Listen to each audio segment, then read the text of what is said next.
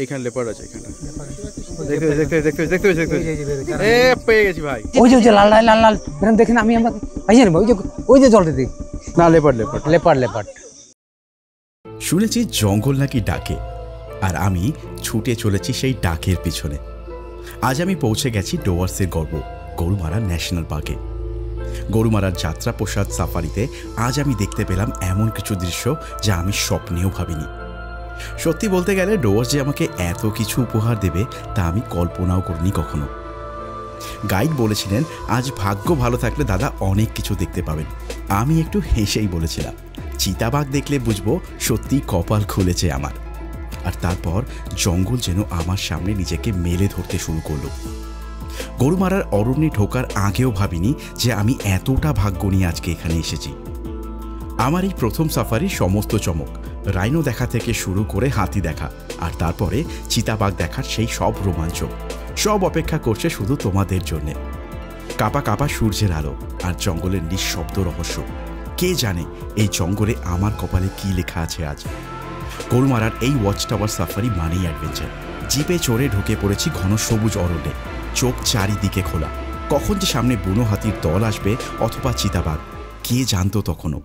হঠাৎ একটা আওয়াজ, গাড়ি থামল। গাইড বলল চুপ, সামনে কিছু চলছে। আমি নিঃশ্বাস বন্ধ করে আছি, আর তারপর আমি সত্যি আমার চোখের সামনে একটা চিতাবাঘ দেখতে পেলাম। এই মুহূর্তটাই হয়তো আমার জীবনের সেরা সাফারির এক্সপিরিয়েন্স। আমরা শুধু চিতাবাঘই না, দেখেছি ইন্ডিয়ান গড়, হরিণের পাল আর অসাধারণ সব পাখি, যার মধ্যে গ্রেট হর্নবিলও ছিল। এই পুরো সাফারির খরচ, গাইড আর টাইমিং সব কিছু তোমাদের সাথে শেয়ার করব, তাই পুরো এপিসোডটা দেখতে ভুলো না। ডোয়ার্সে এই গোপন রোমাঞ্চের দরজা খুলে গেছে। তোমরা তৈরি তো? চলো শুরু হোক এই জঙ্গলের অভিযান। স্বাগতম চাঁদের পাহাড়ে।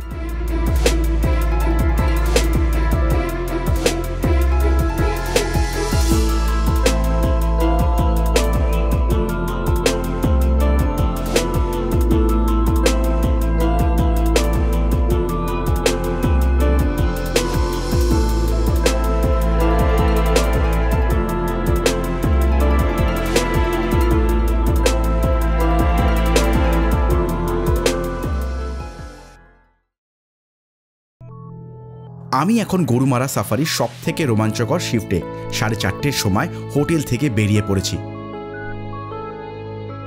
এবার কয়েকটা গুরুত্বপূর্ণ ইনফরমেশন দিচ্ছি, একটু মন দিয়ে শুনে নাও তোমরা।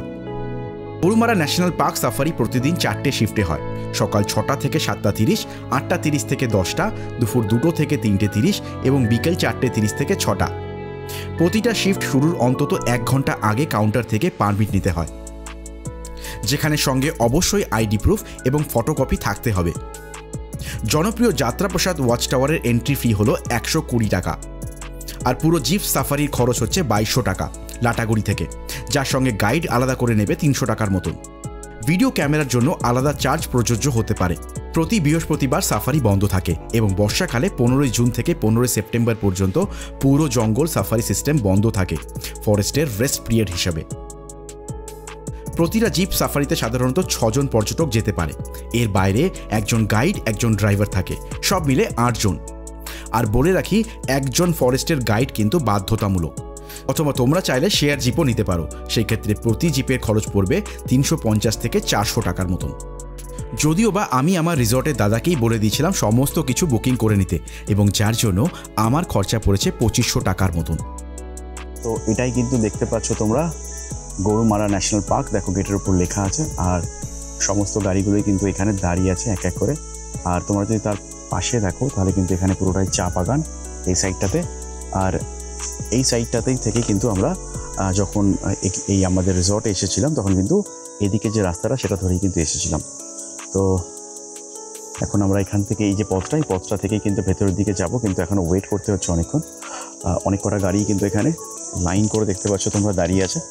সবাই কিন্তু এই সাফারিতে যাবে, এবং এখান থেকে একটা ওয়াচ টাওয়ার আছে যেখানে আমরা যাত্রা প্রসাদ যে ওয়াচ টাওয়ারটা সেটা কিন্তু আজকে আমরা এখান থেকে দেখব।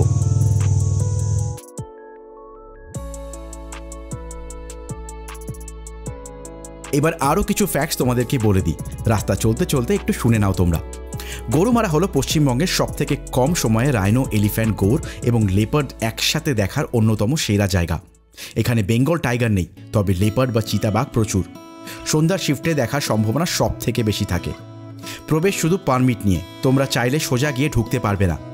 ফরেস্ট ডিপার্টমেন্ট থেকেই নির্ধারিত পারমিট নিতে হয় প্রতিটি শিফটের আগে।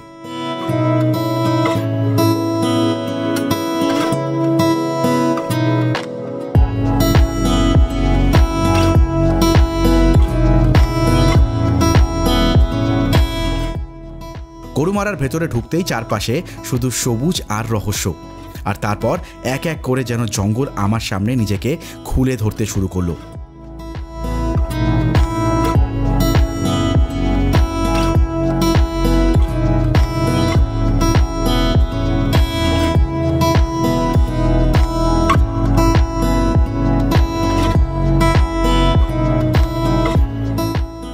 জঙ্গলের ভেতরে যখন সূর্য আর কিছুক্ষণের মধ্যেই ডুবে যাবে, তখন গাছের পাতার ফাঁকে শুরু হয় এক নিঃশব্দ অভিযান। এ কোনো সাধারণ বন নয়, এটা গরুমারা, একটা প্রাচীন শক্তি যার প্রতিটা গাছ, প্রতিটা ছায়া যেন চুপ করে তাকিয়ে রয়েছে তোমার দিকে। জিপ এগোয় ধীরে ধীরে, আর জঙ্গল তোমাকে ঘিরে ফেলে এক অজানা রহস্যে। এই জঙ্গল শান্ত নয়, এটা নিঃশব্দ নজর রাখে প্রতিটি পায়ের ধাপে। ঘন শাল আর সেগুন গাছের মাঝ দিয়ে চলে গেছে সরু লাল মাটির পথ, আর দূর থেকে ভেসে আসে অজানা কোনো পশুর গর্জন। বিকেল তখন কিছুটা হেলে পড়েছে, সূর্যের আলো আর রঙের মধ্যে এক ধরনের ক্লান্তি মিশে আছে। আমার চোখ তখন গাছের ছায়া গুনছিল, আর মন খুঁজছিল এক টুকরো রং। তখন হঠাৎ এক নীল ছায়া নড়ে উঠল ঘাসের ভিতর থেকে। আমি থেমে গেলাম, চোখ মেলে দেখলাম সে দাঁড়িয়ে আছে এক পায়ে, শান্ত আর স্থির, একটা ময়ূর। রঙিন, কিন্তু চিৎকার করে না, গর্বিত তবু অহংকারী নয়। আর তার চাউনি যেন বলে, তোমরা চেয়ে থাকো, আমি রং দেখাবো না যতক্ষণ না আমি নিজে চাই। আমার চোখে জল এসে গেছিল কিনা আমার মনে নেই, কিন্তু মনে আছে আমি কিছু পেয়ে গেছি যা কেউ চাইলেও দেখতে পারে না, আর আমি চাওয়ার আগেই পেয়ে গেছি।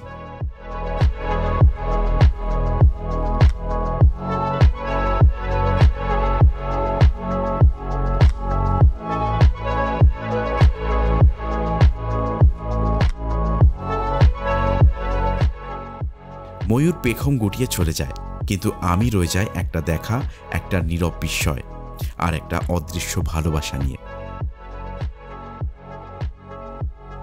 জঙ্গলের সব পাখিরা ডাক দেয়, কিন্তু কিছু পাখি শুধু আসে চুপি চুপি, রং নিয়ে, আভিজাত্য নিয়ে, আর চলে যায় ঠিক তেমনভাবেই, যেন আশাটাও একটা অজান্ত ঘটা। তাকিয়েছিলাম গাছের উঁচু ডালপালায়। সূর্য তখন ঢলে পড়েছে একটু একটু করে, আর হঠাৎ করে চোখে পড়ল আমার, সে এসে বসেছিল ধনেশ পাখি, যাকে আমরা হর্নবিল বলেও চিনি। একটা রাজপুত্রের মতন উপস্থিতি, ঠোঁটটা যেন রঙের এক আলাদা ভাষা, আর চোখে ছিল সেই এক নীরব অভিমান। আমরা চুপচাপ, সাফারির গাড়ি আবার চলা শুরু করলো, কিন্তু জঙ্গলের শব্দগুলো যেন একটু একটু করে বদলে গেছে। জঙ্গলের পথ বদলায় না, আমরা বদলাই। প্রতিটা দেখা, প্রতিটা নিস্তব্ধতা আমাদের একটু একটু করে ভেতর থেকে নরম করে দেয়। জঙ্গলটা তখন একেবারে চুপ, শুধু পাতার খসখসানি। আর তখনই গাছের ফাঁক দিয়ে এলো এক ছায়া, কালো চকচকে শরীর আর চোখের নিস্তব্ধ দৃঢ়তা। ভারতীয় গৌর, জঙ্গলের বুনো রাজা, শক্তিতে নয় স্থিরতায়। কিছু বলল না, তবু যেন চোখে বলল, তোমরা দেখে নাও, কিন্তু আমায় প্রশ্ন করো না। সে চলে গেল, আর আমি থেমে গেলাম একটা চাহনি নিয়ে, যেটা আজও জঙ্গলের মতোই গভীর। গাড়িটা ধীরে ধীরে চলছিল, চারপাশে সবুজ নিস্তব্ধ বন, পাখির ডাক থেমে গেছে যেন।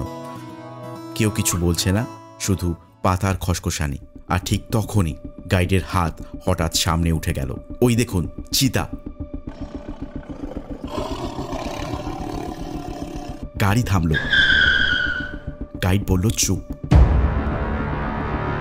সামনে কিছু চলছে। আমি নিঃশ্বাস বন্ধ করে আছি। শুনতেই আমার শরীরটা যেন কেমন হিম হয়ে গেল। আমি তাকালাম, আর চোখের সামনে দাঁড়িয়ে আছে এক দৈত্যের মতন সুন্দর নীরব ছায়ার মতন প্রাণী, চিতাবাঘ। চোখে সেই ঠান্ডা আত্মবিশ্বাস, যেন জানে এই জঙ্গল তার।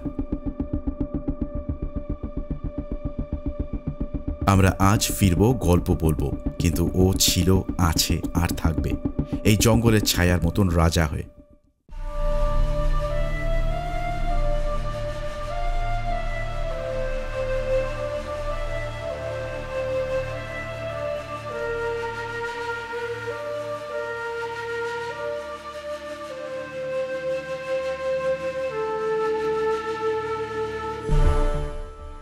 ফাইনালি আমরা পৌঁছে গেছি যাত্রাপ্রসাদ ওয়াচ টাওয়ারে।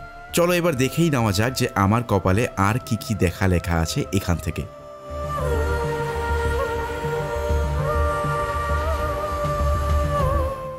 যাত্রাপ্রসাদ হচ্ছে এখানকার মেইন ওয়াচ টাওয়ার।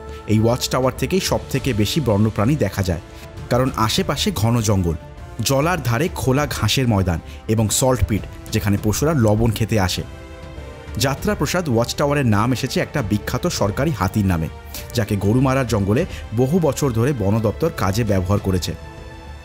গাইড দাদা বলল যে এই জায়গা থেকে বিগত কয়েকদিনে বেশ কিছু গন্ডার দেখা যাচ্ছে, তাই আমাকে বলল শান্ত হয়ে অপেক্ষা করতে।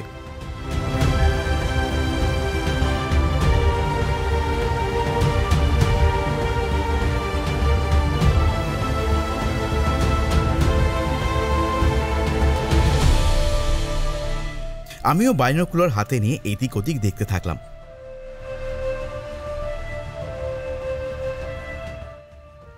কিন্তু কোথায় গন্ডার? আমি এখানে কিছুই দেখতে পাচ্ছি না। কিন্তু হঠাৎ নিঃশব্দ জঙ্গলটা হঠাৎ থমকে গেল। আমি দাঁড়িয়ে আছি ওয়াচ টাওয়ারে, আর ঠিক তখনই ঘনপাতার ফাঁকে নড়ে উঠল কিছু একটা। ঠিক ঠিক ঠিক, এখানে লেপার্ড আছে। এখানে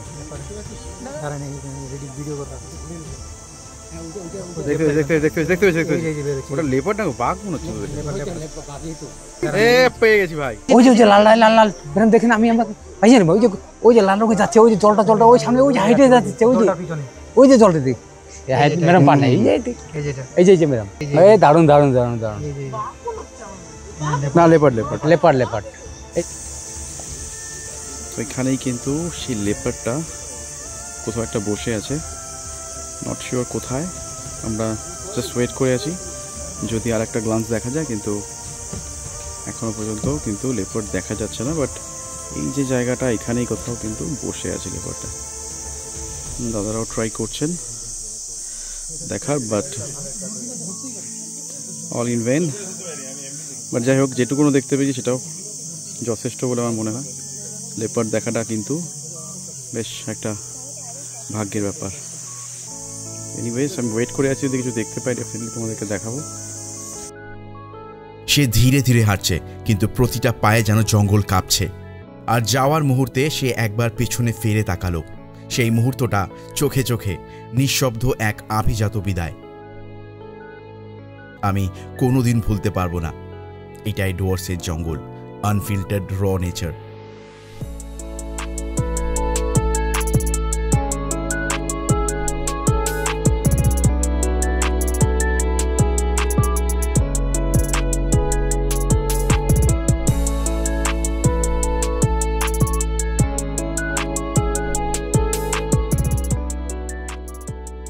ফাইনালি বেরিয়ে পড়েছি এখান থেকে, কিন্তু তার আগে গাইড দাদার মুখ থেকেই কিছু শুনে নেওয়া যাক।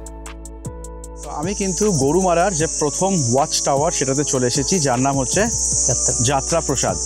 তো যে দাদা আমাকে এখানে আসতে হেল্প করেছেন বা এই ব্যাপারটা সম্পর্কে আরও ডিটেলসে বলেছেন, আমি সেই তথ্যগুলো কিন্তু তোমাদের সামনে তুলে ধরবো। তো এই হচ্ছে সেই দাদা যার সাথে কিন্তু আমি আজকে এখানে এসেছি।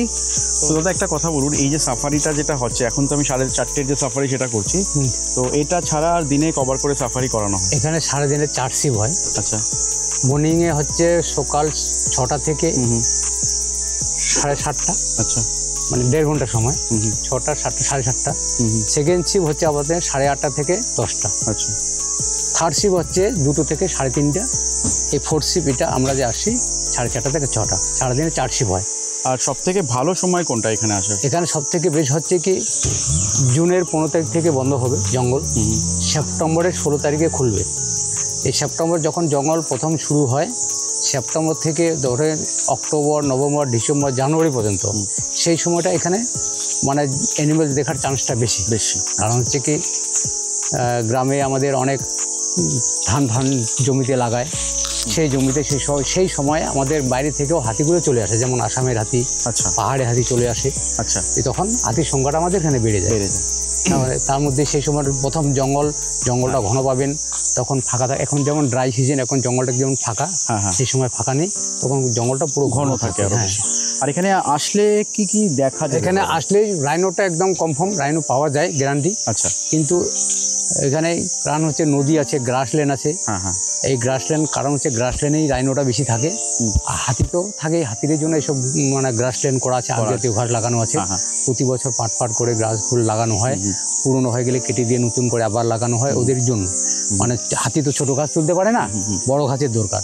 ওই জন্য ওদের জন্য আগ জাতীয় গাছ সব জায়গায় লাগানো আছে। গাছগুলোর নামও আছে, এক একটা ঘাসের নাম, যেমন ঢাড্ডা, মালসা, মধুয়া, এরকম আগ জাতীয়, মানে হালকা মিষ্টি ভাব, যাতে ওরা খেতে পারে।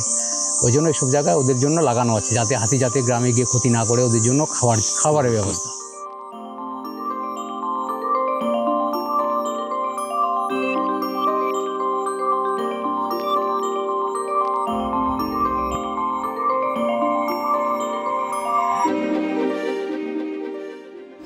তো অনেক কটা ময়ূর, তার সাথে একটা বাইসন, আর ফাইনালি আমি লেপার্ড দেখতে পেরেছি।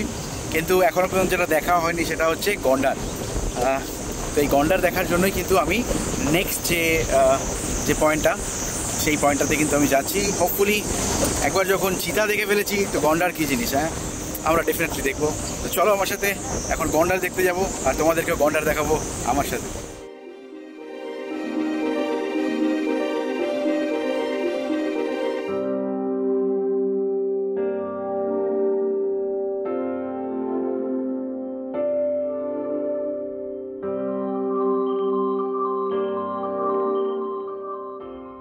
সামনে একটা বার্কিং ডিয়ার কিন্তু এখন আমি দেখতে পাচ্ছি। মোটামুটি যে কটা আজকে কিন্তু লিখে নিয়ে এসেছিলাম ডায়েরির পাতায়, সব কটাই কিন্তু মোটামুটি দেখা হয়ে গেছে গন্ডার বাদে। এই দেখো, এটাই কিন্তু সেই বিখ্যাত বার্কিং ডিয়ার। এই দেখো দৌড়ে পালাচ্ছে, দেখো দেখো দেখো দেখো দেখো কীভাবে পালাচ্ছে, দেখো। কপাল, একেই বলে কপাল, কপাল না থাকলে গোপাল। এনিওয়েজ চলো মজা করো, আমিও মজা করছি।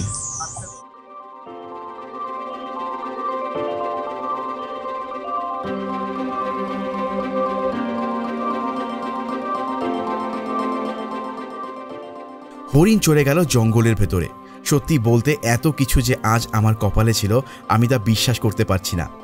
ডুয়ার্স আমাকে এই সাফারিতে অনেক কিছু দিয়েছে।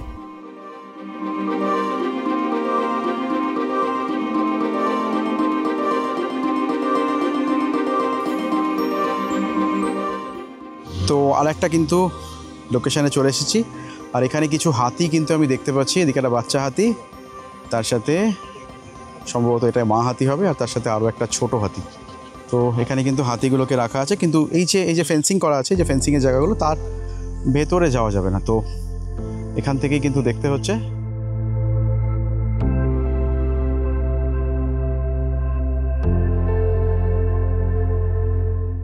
তো আমার পিছনে কিন্তু একটা হাতি কিছুটা করে এগোচ্ছে। আমি শুনলাম এই হাতি নাকি খুব দুষ্টু, এখানেই মানে ছোট থেকে বড় হয়েছে, খুব বেশি বড় হয়নি এখনো পর্যন্ত, কিন্তু ভীষণ নাকি বদমাস। যে কোনো জীব দেখলেই নাকি তাড়া করে আসে। আমি এখানে বেশিক্ষণ তো স্টে করবো না, কারণ কি আমাকে হাতি তাড়া করলে আমি পালানোর কোনো রাস্তা পাবো না। ওই দেখো হাতি আবার কুকুরের চিৎকার করলো, শুনতে পেলে তোমরা? আমি এটা জানতাম না যে হাতি কুকুরের চিৎকার করে। যাই হোক, চলো এখান থেকে যাওয়া যাক নেক্সট লোকেশনে। সামনেই আরও একটা ওয়াচ টাওয়ারও আছে, যেখান থেকেও রাইনো প্রায় দেখা যায়, আর আমি সেখানেই যাচ্ছি।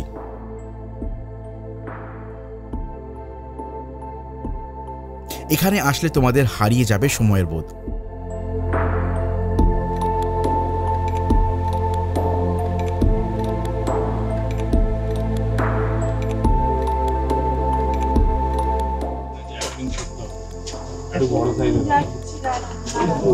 এই হচ্ছে আমার আজকের দিনের লাস্ট কিন্তু যে স্পটটা আমরা ভিজিট করছি।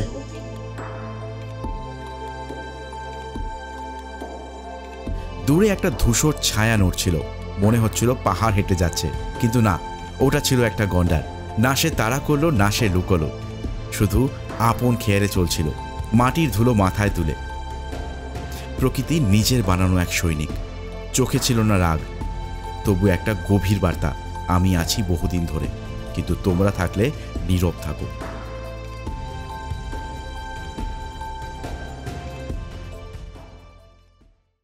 গন্ডার চলে গেল, কোনো শব্দ, কোনো রাগ ছাড়াই, শুধু রেখে গেল একটা অনুপস্থিতির গর্জন। আজকের এই জঙ্গলের গল্পটা এখানেই শেষ। আমরা ফিরছি ঠিকই, কিন্তু ভেতরে যেন একটা গভীর কিছু রেখে যাচ্ছি। জঙ্গল নিজের কথা বলে না, সে শুধু হৃদয় খুলে দেয়, যদি তুমি নীরবে শুনতে পারো তার আওয়াজ। আমরা সত্যিই শুনেছিলাম। তো আজকের এপিসোডটা আমি এখানে শেষ করছি। আগামী পর্বে তোমাদের জন্য থাকবে আরও অনেক কটা সাফারির গল্প। তো ততক্ষণের জন্য সবাই ভালো থেকো, সব বাইকে ভালো রেখো, আর গুড বাই ফ্রম টিম চাঁদের পাহাড়।